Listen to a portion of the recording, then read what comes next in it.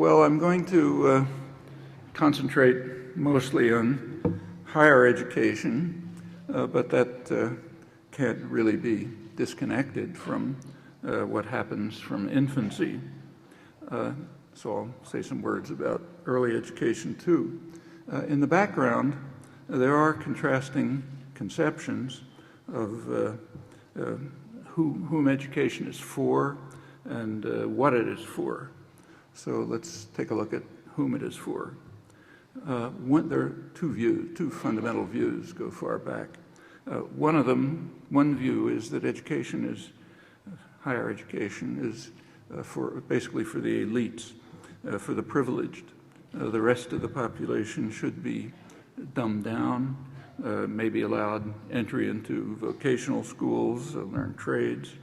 There's a more general conception that lies in the background, which strikingly holds across the mainstream political spectrum. It's more instructive almost always to focus on the left liberal extreme, so I'll keep to that, the less harsh extreme. So for example, the leading public intellectual of the 20th century, Walter Lippmann, who was a kind of a Wilson, Roosevelt, Kennedy liberal, his view was that that we have to distinguish between the intelligent minority, called the responsible men, and what he called the ignorant and meddlesome outsiders. That's the general population, who have to be spectators but not participants in action. And the responsible men, incidentally, whoever discusses this is always part of the intelligent minority by definition. So the intelligent minority, the responsible men who are in charge of decision making, they have to be protected, in his words, from the roar and the trampling of the bewildered herd. He developed the concept of manufacture of consent. I said a new art of democracy, which has to be used to keep the ignorant and meddlesome outsiders from interfering. He was actually relying on his own experience. These were writings in the 1920s. Incidentally, they're called progressive essays on democracy. He was relying on his experience in the first and in many ways only official U.S. propaganda agency, the Committee on Public Information, a term that Orwell would have liked. It was the Creel Commission established during the First World War to try to drive a pacifist population into raving warmongers. And it worked pretty successfully. It was led by the responsible men, the intelligent minority, who were more or less unaware that they themselves were the targets of an earlier propaganda agency, the British Ministry of Information, another Orwellian phrase, which was essentially designed to control the thought of American elites, so they would therefore participate in the great task of bringing America into the First World War on England's side. Another member of the Creel Commission, who was also very impressed by it, was Edward Bernays. He's one of the main founders of the modern public relations industry, and his views were about the same. There has to be an intelligent minority in control, and we have to have a technique, he called it engineering of consent, to make sure that the rabble stays in their place as spectators, not participants. The basic view goes back much farther. So, for example, long before this, Ralph Waldo Emerson was considering the question of why political leaders are interested in having public education. Mass public education was just beginning. And he said that the ground on which eminent public servants urge the claims of popular education is fear.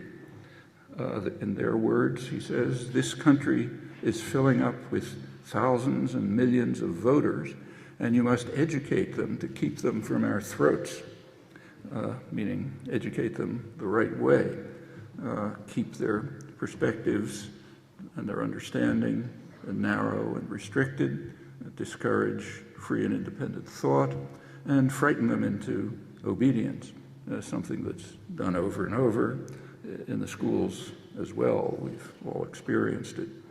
If you go back still farther to the framing of the Constitution, it was based essentially on the same principles.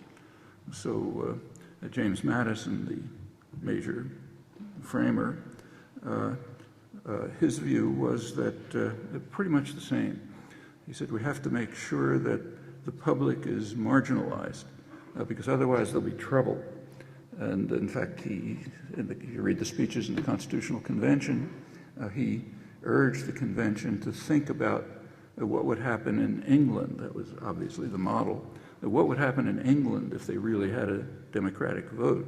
He said, well, what would happen would be that the majority of the population would use their voting power to take away the property of the rich, to carry out what these days we would call land reform. And obviously that would be unjust.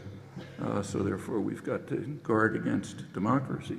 Actually, it's kind of interesting that, whether consciously or not, Madison was reformulating an argument that goes back to the first major study of political theory, Aristotle's book Politics. Aristotle reviewed the many forms of government there could be and didn't like any of them, but decided that democracy would be the least bad. He's, of course, mostly thinking of Athens. But he raised the same dilemma. He said there's the same problem that Madison did. He said one of the big problems of democracy is that the majority of the poor would use their voting power to take away and divide up the property of the rich, which is unjust. So Madison and Aristotle faced the same problem, but they drew opposite conclusions. Aristotle's conclusion was we should eliminate inequality, make everyone middle class, more or less. And he proposed actual measures for this, what we would call today welfare state measures, and that would overcome the problem. So reduce inequality, overcome the problem. Madison's solution was the opposite, reduce democracy. So design a system in which the public will not be able to exercise the kind of free vote that would threaten one of the main goals of government, which he said is to protect the minority of the opulent against the majority. So same problem, but opposite conclusions, reduce democracy. And if you look at the framing of the Constitution, that's the way it's designed. So again, in Madison's words, the constitutional framework has to ensure that power is in the hands of what he called the wealth of the nation, the responsible men, the men who have respect for property and its rights and therefore will ensure that the opulent minority is protected from the majority. And that's why in the original framing of the Constitution, power is primarily in the hands of the Senate. The executive in that time was kind of administrator. So power is in the hands of the Senate, which, remember, people didn't vote for. That was much later. And the Senate, he said, would be the wealth of the nation, the people who would make judicious and responsible decisions. Actually, in Madison's defense, it should be mentioned that he was, at this point, pre-capitalist. So his model of the wealth of the nation was some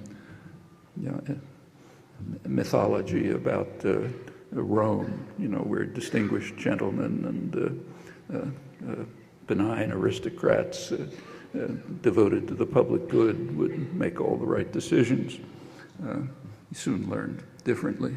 But that was the model. That's the original intent of our Constitution for those who are interested in original intent, originalism. To go back a little bit further and go back to, say, David Hume, one of the first great modern political philosophers, he wrote a book called First Principles of Government.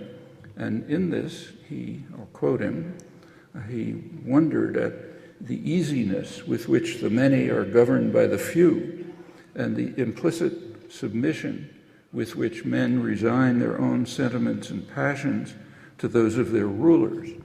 When we inquire by what means this wonder is brought about, we shall find that as force is always on the side of the governed, the governors have nothing to support them but opinion.